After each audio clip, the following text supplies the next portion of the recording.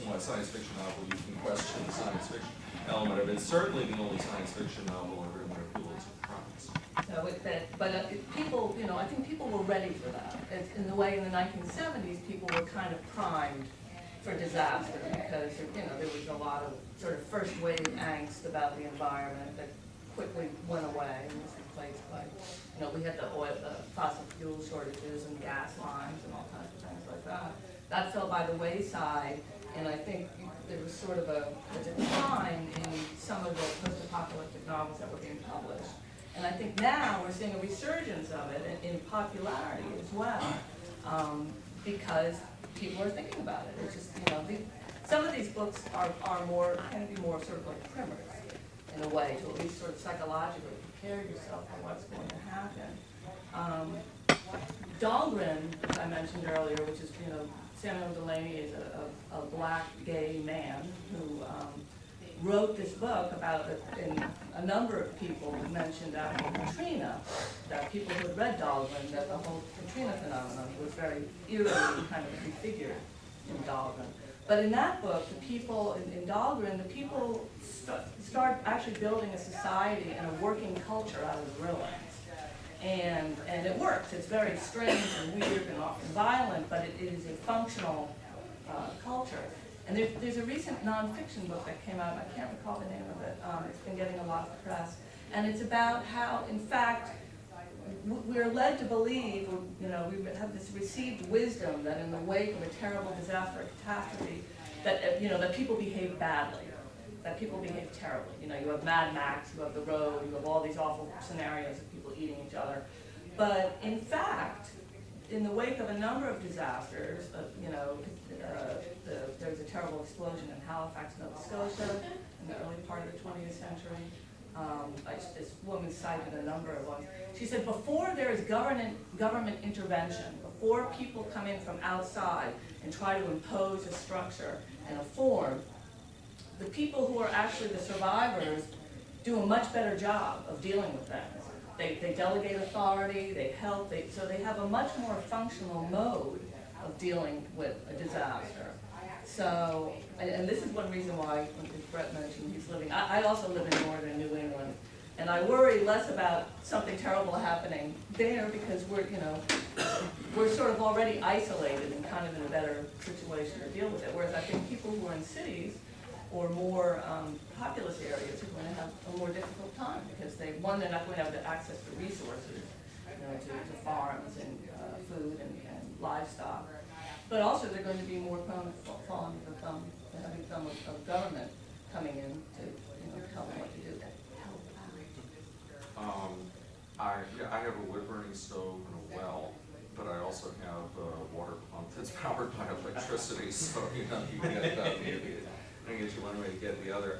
I would also quickly add just as a literary perspective that there is a tradition of apocalyptic literature, of course, going back to the Bible, in the same way that there's a tradition of utopian literature that has a sheen of respectability to it that the science fiction label can tarnish in some people's eyes. So I think you can make the argument that it was less of a leap for Dorothy to write a vaguely contextualized post-apocalyptic novel than it would have been for him to write a novel about space colonies or whatever. Let Doris listen. One of the advantages of disaster is it's the ultimate character study. And not only does it comment on character, but it also comments on society. I think that's one of the reasons why we're so fascinated with the Titanic. A lot of people died, but there were reasons why those people died that reflected the fact that there were people on that boat that were considered less worthy of survival, so they were put on the lifeboats last. Then there were the people that decided not to survive. The man who decided to stay with his wife rather than, and the wife who decided to stay with her husband rather than just climb on the lifeboat and wave goodbye and go off. And then the man who was Inslee, who was a mucky-muck in the colored line, who just stepped on one of the lifeboats Yeah. very early and said, oh, no, I'm done here. So, and the other thing that disasters bring up is the whole question of fate and luck and God's hand, and some people are just unlucky, and that's another thing that just fascinates us, you know. How come he gets to live and she doesn't? And all these things make wonderful material for a novel or a movie. Yeah, I think that's probably the biggest thing for me is the characters, is that, you know, and bringing up this idea that you know, it seems arbitrary. When it really comes down to it, it doesn't seem like in a lot of the books and stuff like that the people survive are necessarily surviving because they are doing something specific to survive. It just seems like completely arbitrary. So you are bringing in a lot of this fate and luck and all of that into it, and it's fascinating. It's also fascinating because I'm assuming that pretty much everybody here, when you think about an apocalypse, almost everybody assumes they're going to survive. Right? So I'm not the one dying. I'm the one that's going to be fighting for the food after the fact, right? And I just think that's fascinating, because we automatically assume that we're going to be one of the survivors and that we're going to be duking it out after the fact. Well, I don't think that we we can't conceive of our own deaths. We just can't. And it is, so there is that automatic assumption there, but there's also the kind of shock that comes when you do think about it for a little bit. Actually, my wife also teaches, and she taught the road to freshman literature class about a year ago, and actually had great success with it, but she said that early in the discussion that she just had to make lists of what could possibly go wrong, and that some of the kids were practically in tears by the end of the class when they were suddenly confronted with how tenuous their day-to-day existence actually is, and you know how quickly everything could just snap. So it seemed to be quite the educational moment. But that brings up an interesting question. How realistic are these books and movies and stuff? I mean, are we being like way too optimistic about our survival? Not even just our personal survival, but just survival as a race, human race, with a lot of these apocalypses. Some people, J.G. Ballard's work tends to, he wrote a lot of books that were just disaster or sort of post-apocalypse scenarios. And his work tends to focus on individual pockets, places where people survived or don't. He wrote a very well-known novel called High Rise, in which the residents in an apartment building, I forget what causes the disaster, there's some disaster, but these people are living in a high-rise, they have no electricity, they've lost running water, and they develop this really terrible feudal society, you know, sort of, and it's very realistic. It's not, you know, it's not Mad Max. It's actually what, I read it and I thought, well, this is a good reason to, you know, live on the first or second floor. You don't want to be, you know, you don't want to be up there. But I think some books, I think it's not as much, you know, it's not as much fun to read a book in which things work. You know, I mean, nobody really, I mean, you know, we don't want to live in that. We don't want to live in the post-apocalypse world, but, you know, it's not that much fun to read a book in which, you know, everybody helps out and they rebuild society and it's very egalitarian and that's, it's not as much fun. But the reality, I think, is not as much fun either. If you actually wrote a book that mirrored very closely what happens in the real world, I think people don't necessarily want to read that either. Well, like you said, you don't want to face your own death, so the book is, this is how you survive, Right. kind of thing. Well, even though it might not be realistic, you're well, at least giving people hope. One of my favorite, and I never really, I guess it is a post-apocalyptic story, there's a story a short fiction by Michael Bishop called The Quickening that won a Nebula Award back in the early 80s. And the premise, it is a fantasy, it's no attempt to be science fiction at all, but it's a beautifully simple premise. One morning, everybody in the world wakes up and they're someplace else.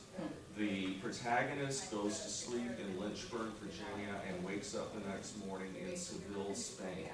And this has happened to every human being on the planet. And that's a bad thing? And that is everything, yes, everything crashes. Everything, just people cannot cope. This dislocation is such a profound psychological wrench that everything falls apart.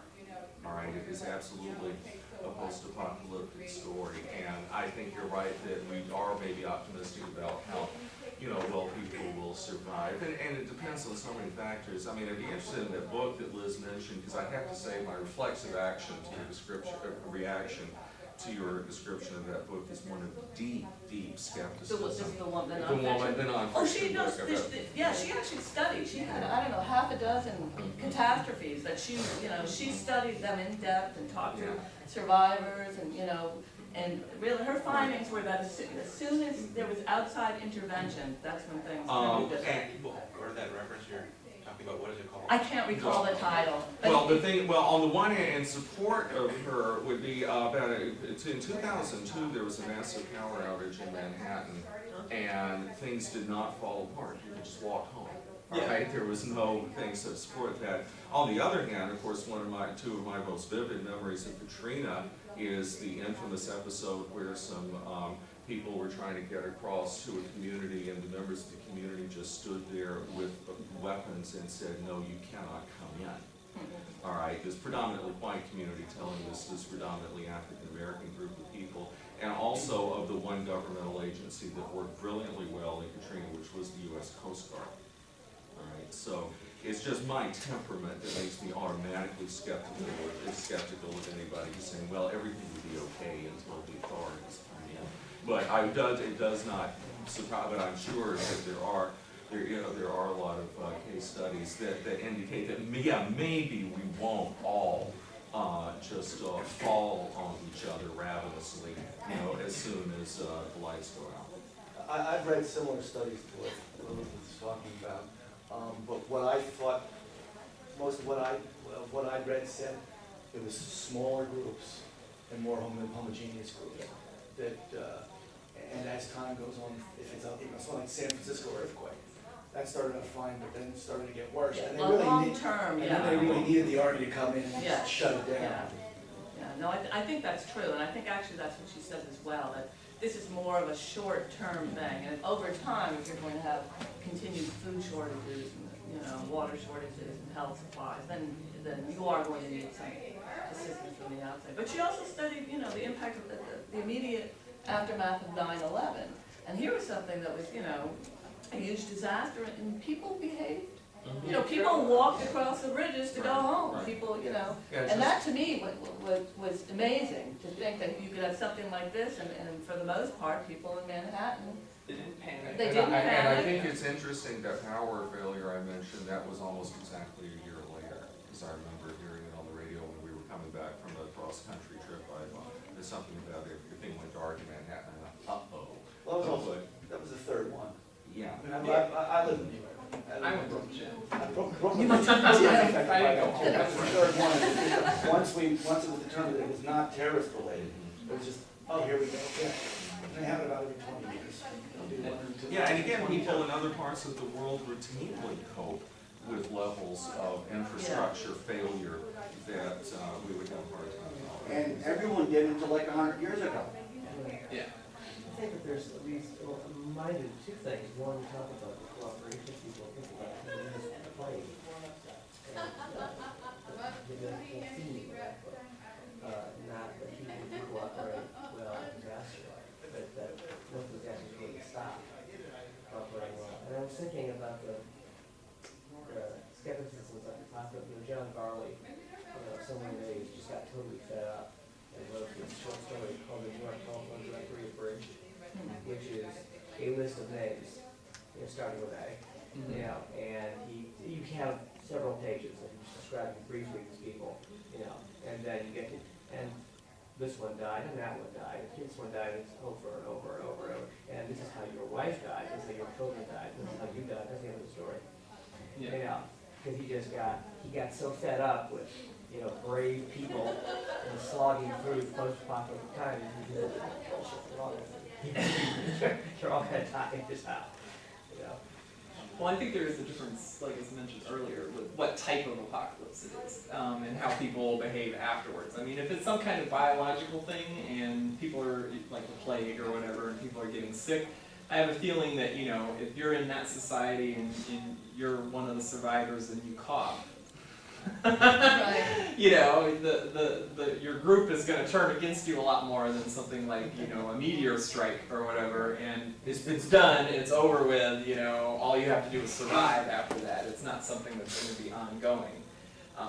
So I think the society will behave differently depending on what the apocalypse is. Yeah, I think you're right. Although even in the book, during the Black Plague, I was reading a book about the plague in London, a nonfiction book, and well, all of these primary accounts of it.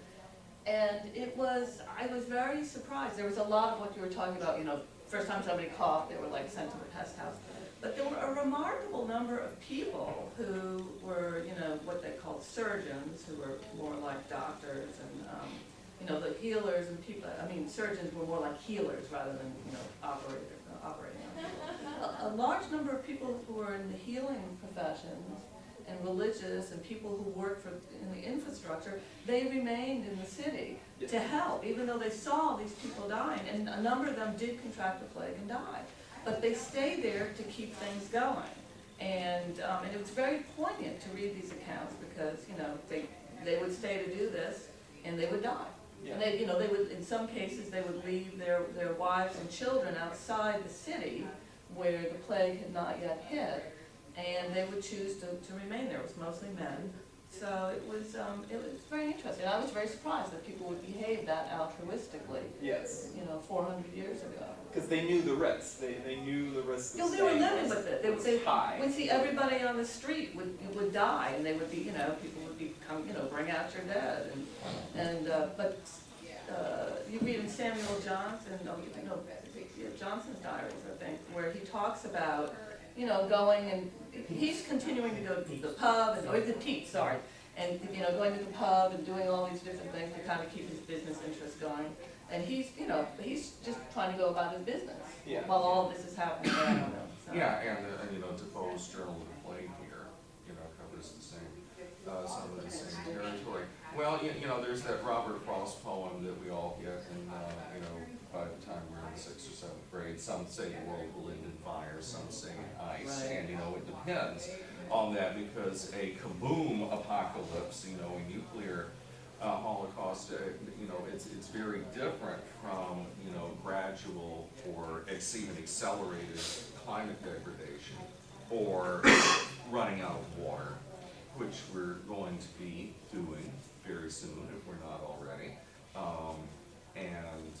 You know, whether or not it is a quick thing or whether it's a slow thing or how many, you know, how many survivors you wind up with.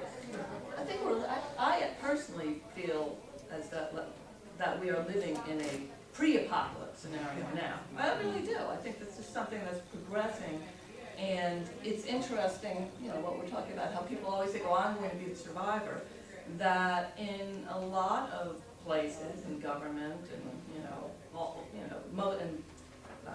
certainly in, you know, more affluent parts of America, nobody's thinking about this. Everybody assumes if something bad happens, they will be the survivors. You know, somebody else will take care of it. So there is not, you know, there is some pro-action going on, but there's not a huge amount. Do you think that is the oh, go ahead.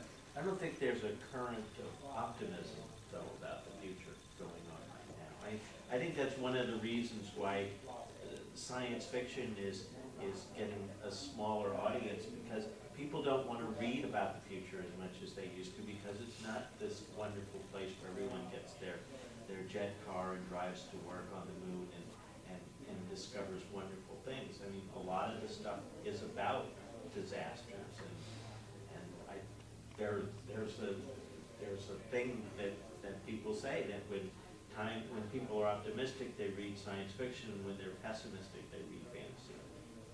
And there's also increasing nostalgia for that law, this sort of, Gurns back continuum thing beside the William Gibson story. There have been a couple of books published recently about these lost visions. There's one, I think it's actually called "Where's My Jetpack?" The idea that what happened to all this stuff that the Jetsons promised us, and there is, I think, intense nostalgia for that. But also to go back to what Liz was saying, I mean, again, in America, we're a reactive culture. And, what might get us through a catastrophe is what we did see immediately after 9/11, is this ability to react and pull together in the face of an emergency. But in terms of long-term planning, not so much. Well, and I think people I had a book that I wrote in the mid-90s that was published in 1997 called Glimmering, which was a very near future novel. It was published in 1997, and the events it was a science fiction novel. The events began in 1997, and the book ended on New Year's Eve of the millennium. And it was essentially a book in which, it was like a perfect storm. There was, climate change, and there were actually, the opening paragraph is terrorists flying into lower Manhattan landmarks, and, there were a number of things in the book that, when it was published, it was science fiction, and it was mostly well reviewed, but people said, this is so dark, it's terrible, and none of this will ever happen, all of these things. Well, didn't you call something in the beginning of the book too about the methane release? There were a number of things in it that, I actually gave a talk several weeks ago in which I had like a little slideshow, and in fact, almost everything in that book has come to pass. The SARS viruses, things like the swine flu, the terrorist attacks, the global warming, environment. I mean, it just went on and on and on. And at the time, everybody was just really, the reaction was, well, none of these things are ever going to happen. And and since then, whenever, because people who know, I've written science fiction, and people will be talking about, disaster scenarios, and they'll say, well, you should write a book about that. And I said, well, I did. Nobody read it. But that's what I was going to say. And for all of these years, I was really, it was in print for several years, and then it went out of print, and I thought, God, I would love for that book to come back in print. And I kept trying and trying and trying, and everyone was like, oh no, this is never going to happen. And now it finally is. It's coming. It's going to be brought back into print. And I think some of that is not the merits of the book itself. I think some of it is that, the publisher looked at it and said, oh yeah, but this is, people can see, they can relate to this. Nobody could relate to it 12 years ago, but now, 15 years ago, and now people can read it and say, oh yeah, that's what happened. Yeah. What do you think about the prophecy about 2012? That's what I think about the process. I think that we've already gotten a lot of books. There's a major movie coming out, and everybody's going to be, a lot of people will be seduced by the fact that, well, it's the Mayans. They knew what they were talking about. And, whatever. There is certainly, and again, within American culture, there is what's the term, premillennialists, or we've had repeatedly people who on religious grounds said that the world is coming to an end next Thursday. Millennialists. The millennialist cults, right. And so in 2012, well, whatever. I'm just now, watch the sky go dark on December 22nd, 2012, or whenever it was, and I'll say, well, sure, no, but I'm out. What I was saying about listening about the methane release refers to what we're now in danger of happening, maybe it's already starting to happen. If you are not worried, all right, if you are not worried, all you need to do is look at the satellite photography of the Arctic regions, of the polar ice caps, of the glaciers of the world, and these comparison shots of now versus 10 years ago, 20 years ago, 30 years ago, it is, it's just inarguable. And with the retreat of the glaciers, it's uncovering tundra, and there's methane underground that's coming out, and that's going to react and and accelerate, you know, all of this, so yeah. And, Everything that hasn't rotted because it's been frozen Exactly. since the last ice age is going to rot in a very short period of time. I think there's a huge amount of denial. I mean, I think there's a huge amount of cultural denial, and I think it's probably, you know, we're wired for that, because these millennial cults that over and over again are anticipating the end of the world. There was one, I think they were, I can't But remember. it's usually a good thing. But they think they're going to be the survivors, but there was one in the town I live in the 19th century, in this very small town in Maine. This group of people climbed a mountain because they thought the end was going to come, and it didn't. None of them had prepared for the winter, all right? So they all thought everything was, you know, was going to end, and they were going to survive and be taken care of. And in fact, they hadn't done any preparation, so the other people in town had to care for them over that winter. But even after that, you know, the cognitive dissonance is so deeply ingrained that they thought, well, it was because our belief was so great that we were up there, and that's, you know, that's why we were saved. So I think people are just, you know, are not going to, they're not going to believe it, and they're not going to prepare for it until it's too late. One of my questions before we got a little sidetracked was, do you think the reason that we don't do anything about, even though we have all these signs that things are going bad, do you think the reason that we don't do anything is because we automatically assume that we will survive no matter what it is? Well, I think that's probably part of it, that nobody can, you know, nobody can anticipate that there's a number on their head and they're going to be enough to go. But I think also, especially in, you know, this country, there is this huge presumption that somebody else is going to take care of us. You know, that there is somebody, even, you know, libertarians and people who are anti-government, you know, they are aware that the roads are there and they're up, you know, they're kept up insofar as there are people in the developing world and other parts of the world, you know, they live day to day with the kind of scenario that for us would be the worst case scenario. Yeah. And we cannot conceive, you know, Americans in particular, I think, cannot conceive that this could ever happen to us. Yeah, the average American living off the land would be a farce. I mean, the interesting thing is that if very primitive people are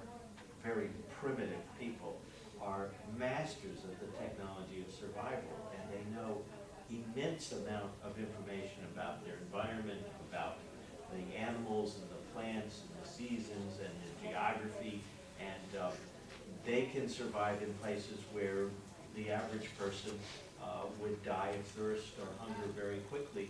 And all that information is being lost rather quickly. I mean, there are a few people that could actually walk out into the Kalahari Desert and not die.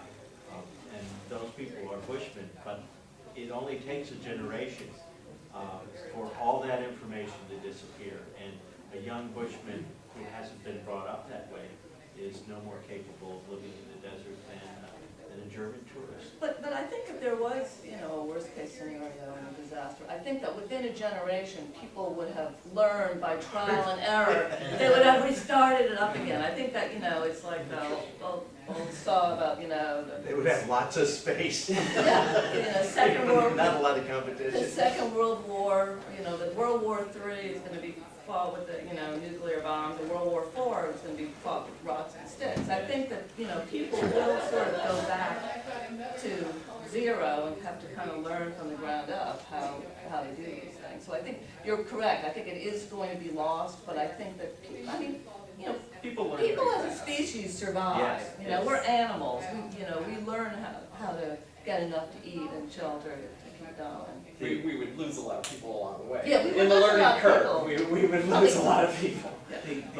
There was when I was in college, we had a professor who was invited to do the senior lecture, and he pointed out something that has always impressed me, and that is that the industrial culture that we live in now was able to be started because all the resources that you need to get it going were readily available without a lot of technology. You could mine coal with just animals and pickaxes and people power, and you could get oil. It actually rose to the surface in places, and you could do these little drills. And it's not that you can't get oil nowadays, but you need a lot of technology to do it.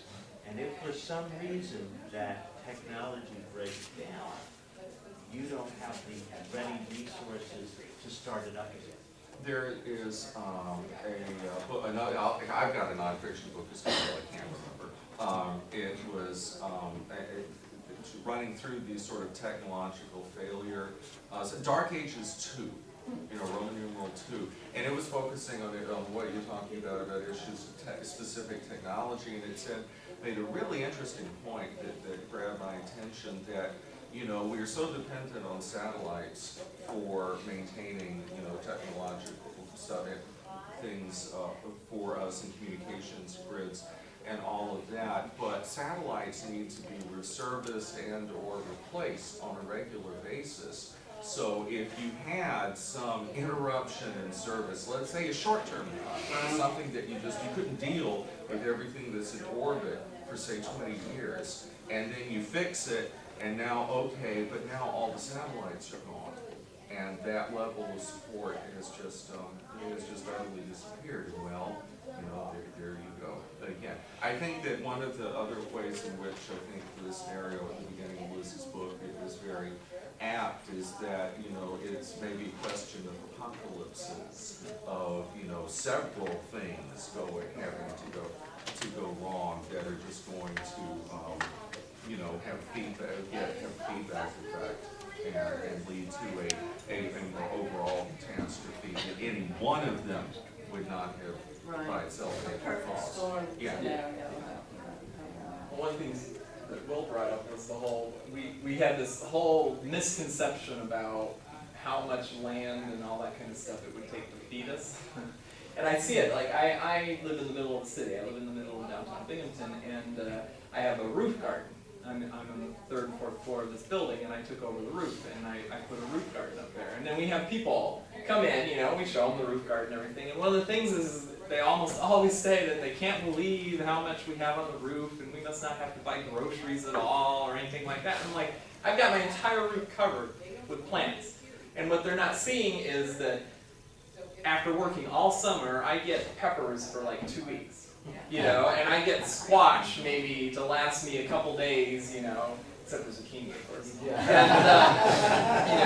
And sure, I complain and bitch because I'm sick of tomatoes, because I've got so many tomatoes off of the roof, but, honestly, if that's all I was living on, I wouldn't last. I mean, that entire roof is not enough just for me.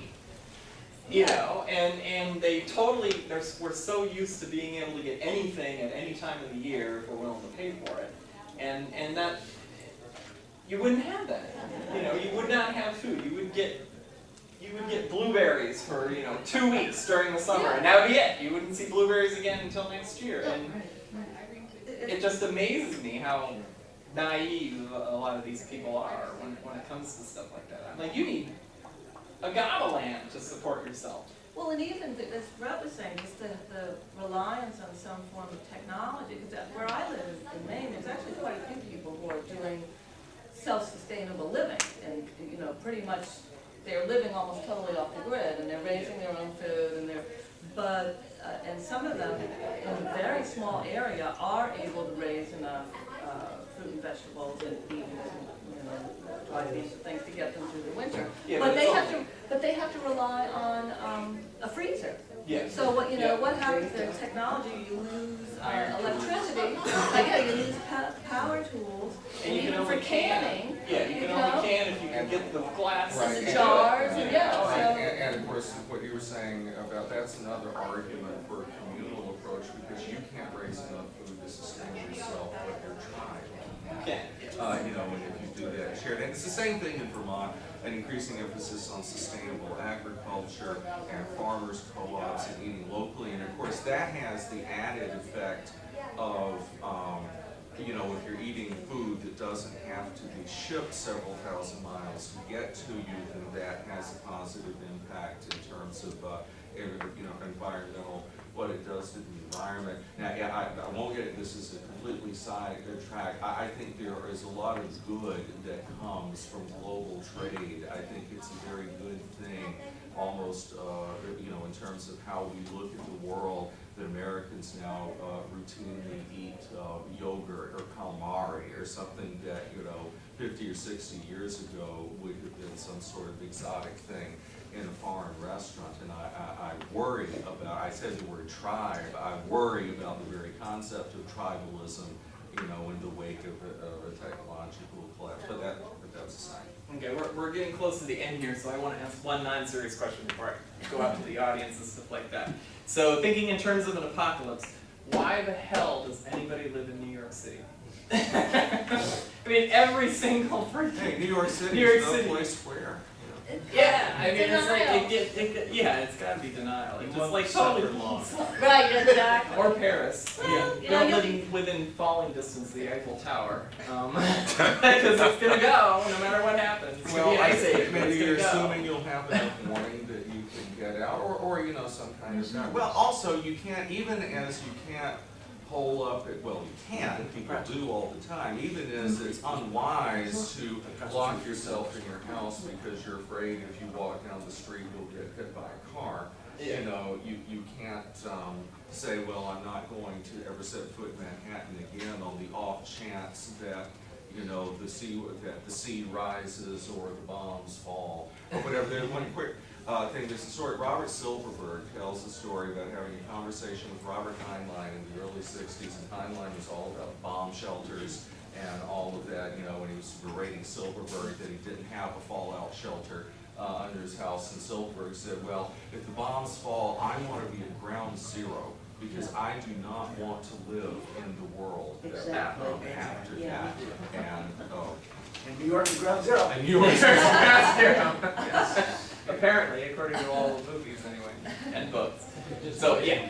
I just want to say, one thing that's been building up for hundreds of years, actually, we human beings tend to build cities near some good harbors and also near good farmland. And over the past couple hundred years, as cities have been getting bigger and suburbs have been getting bigger, we now have suburban development over what was the best farmland. And so the remaining farmland is not as good as the farmland which is now underneath all of our shopping malls. And so as this continues, I mean, even now around Albany, there's talk of going into, there's some, I forget exactly where, 10, 20 miles out, there's a farm which is being developed now for a shopping center. It's been happening, and so we are literally, we need to grow food, but the land we're leaving open for food is not land that's going to be able to grow as much tonnage of food per acre as the land we're now using for suburban developments in our shopping malls. Yep, I totally agree. I don't understand that. I didn't understand that when I was 10. I asked my mom that question. I said, why the hell aren't we building all the houses on the hills and leaving the valleys for the farms? And mom was like, well, no, it doesn't work that way. And I'm like, but why? Why? I mean, a question. I'm just going to comment that that's kind of interesting. We make it for an interesting apocalypse story that we're actually inadvertently protecting the very land that'll survive the apocalypse because it's paved over right now. Yeah. Depending on the type of apocalypse, it's not ready to be dug up and re-sown because it's been protected from the radioactive fallout or whatever it is that you decide to. Because it's been concrete over. You know. Yeah. Since this is a writers' conference, I feel that it's interesting to note that nobody's ever said, what's gonna happen when the grid goes off? I personally am saving my old Underwood standard typewriter for the... What are the writers gonna do?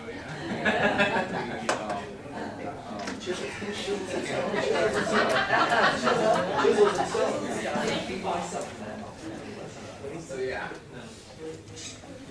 Oh, no, I was just saying that when my wife and I moved to Vermont, and tomorrow, who's written several post-apocalyptic things, sent us a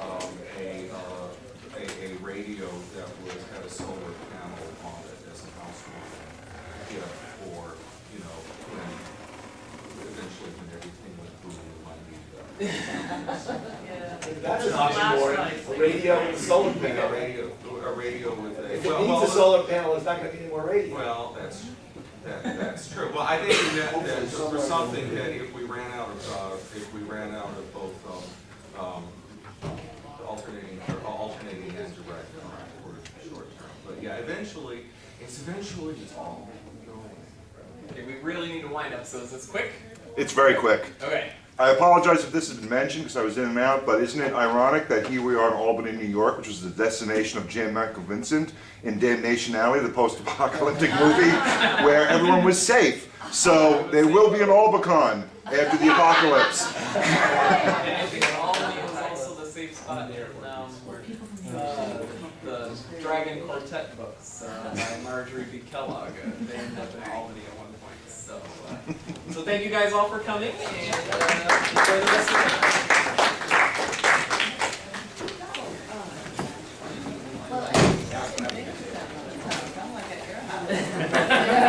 At least it'll be a good barbecue. Yeah. Yeah.